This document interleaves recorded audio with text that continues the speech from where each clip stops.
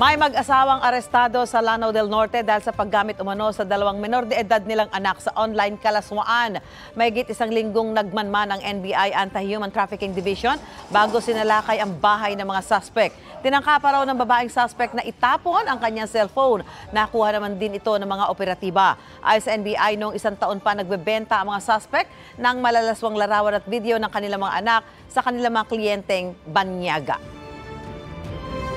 Nagsimula ito kasi may nahuli na isang Briton sa United Kingdom at sa mga materials na na-recover dito sa Briton na ito ay pansin nila na ang mga materials ay posibleng nang galing dito sa Pilipinas. Base naman sa aming nakaging surveillance ay doon nga na-confirm namin na sa Lanao del Norte nga ito. Actually, in-offer pa nga nila na kung nandito yung kausap nila online, actual sex sila nung mga anak niya.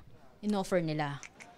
Nasa pangangalaga na ng Department of Social Welfare and Development ang mga biktimang edad 4 at 5. Mahaharap ang mga suspect sa reklamong qualified human trafficking online, sexual abuse and exploitation at anti-child abuse law. Walang pahayag ang mga suspect.